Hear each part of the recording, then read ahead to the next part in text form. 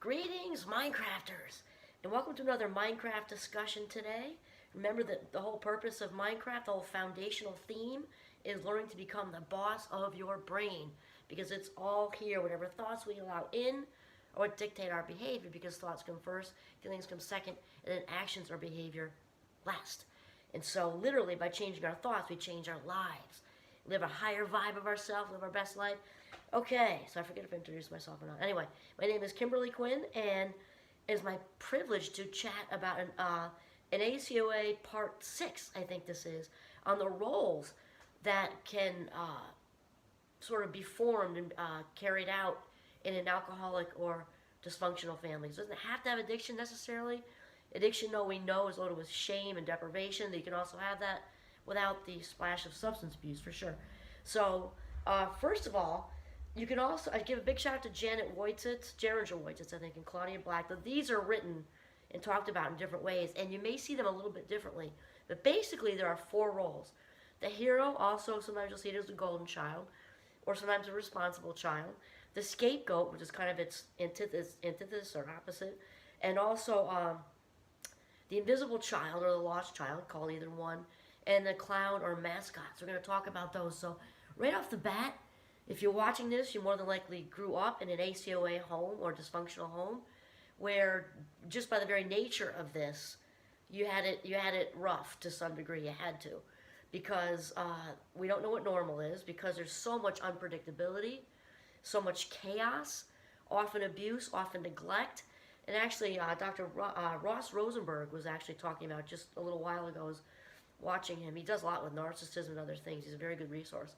Anyway, he was saying that the neglect can actually have more long-term damage than the physical abuse. We're not minimizing for sure, because obviously that's terrible, and that we're not minimizing. However, the neglect and the abandonment stuff really can take its toll for everlasting issues right into adulthood if not worked through. Okay, so the first one, the hero. This is the golden child. This is she or he or they who can do no wrong, basically. And it doesn't have to be true. They don't have to be achieving all over the place. This is just how the parents perceive, which also, if there's a narcissistic parent in there, that really can translate into the child that kind of feeds her narcissism the most. It doesn't doesn't counter, it doesn't cause any issues. It doesn't have to be that they're this, high achieving person. They can be that, but really, it's all in the perception of the parents. This kid is a shining star. Our family's amazing because this kid's a shining star, and that's it. Sometimes it's seen as a golden child. Doesn't necessarily have to be the oldest, but can be. And the oldest in a family usually takes on responsibility, like leadership roles anyway, even in a healthier family. So that can be part of it. The scapegoat. The scapegoat is basically the black sheep or the family's trash can. And again, this is perception of alcoholic parents or dysfunctional parents, toxic parents, let's say that. So it doesn't have to be like the scapegoat actually did anything wrong. The scapegoat could be cranking along, getting good grades and being in sports or whatever, but the family has sort of designated them as the sort of the cause of the family's issues. It doesn't have to be, it can be rationalized, it doesn't have to be in any way true. Sometimes the scapegoat will go ahead and get in trouble all over the place, and that's obviously a cycle, because the messages that they're getting are that they're the problem child, so that's kind of like chicken-egg situation. But it doesn't have to be a kid that gets in trouble. They can just be the designated, kind of villainized, black sheep. That's it.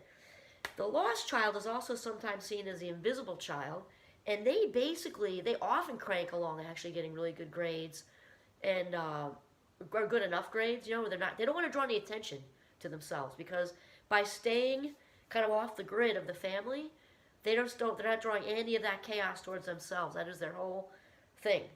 And it's interesting because that dynamic also goes right into adulthood. I had way back when I was therapizing, I had a woman, she probably was like 40, ended up having no family there, whatever. But wow, I had to really remember she was sitting there, because her energy just kind of disappeared into the chair. It was amazing. She was incredibly, incredibly codependent with this abusive father. But she would just literally become one with the chair. You almost didn't know she was there. It must have been that she had been, groomed and conditioned all the way up through. And then so they try to disappear, don't even notice they're there. The last one is the clown or the mascot, and their whole way of dealing with the dysfunction and chaos and abuse and everything going on in the family behind the closed doors, that big old pink elephant with the purple spots no one wants to talk about, they deal with it with humor. So, mom throws dad's laundry out the door or something, and, right on the sidewalk for everybody to see. And then the clown cracks a joke, something, and the family goes, ah, and kind of normalizes mom's, nutty behavior, or dad's passed out in his recliner chair or whatever, and somebody cracks a joke and throws a blanket over him, that kind of thing. So this is how it works, when really underneath that comedic kid is fear, tremendous fear, which is why they're kind of diverting away from what's going on in the house with humor. They often are unable to express their emotions because they don't want to do that. They want to just rely on humor to get everybody through it. And obviously underneath all that funny stuff is just, the message that don't talk about any of this, right? That is the whole thing. So basically, those are the roles. They can also overlap. I'm the oldest kid out of two, and I'm definitely responsible. I protected my sister from more than she even knows to this day. She was definitely the golden child, and I was absolutely the black sheep. So you can have a little bit of overlap sometimes too. So it's just really important if you're just sort of exploring how growing up in a dysfunctional and or addicted household affects you. It's really important to understand and kind of start your archaeological dig to see, because it helps you to get to know, your own traits and where this stuff came from, and to do the work. And remember that these videos are not meant to be in place of professional treatment at all. I will also tell you the ACOA groups are great. I went to one at St. Mike's as a first year, and wow, I can't even tell you what it did for us. Doing the whole family tree. I believe Dr. Davies, Claudia Black's It Will Never Happen to Me workbook, if I remember right. And wow, is it helpful to have, I think we had 8 or 10 of us, maybe even 12, it was a long time ago, so I don't remember. We had a bunch sitting all around this table, and it was like crossfire conversation.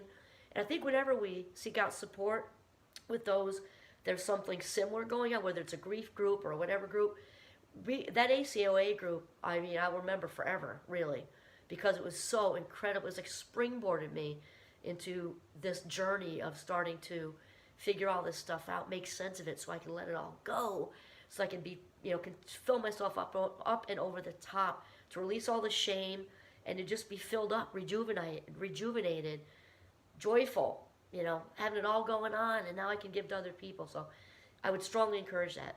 So these are not meant to take place of any of that, just informational. Okay, excellent. I wish you the best of luck on your ACOA journey. This is Kimberly Quinn signing off on this beautiful snowy day in northern Vermont. Have a mindful day.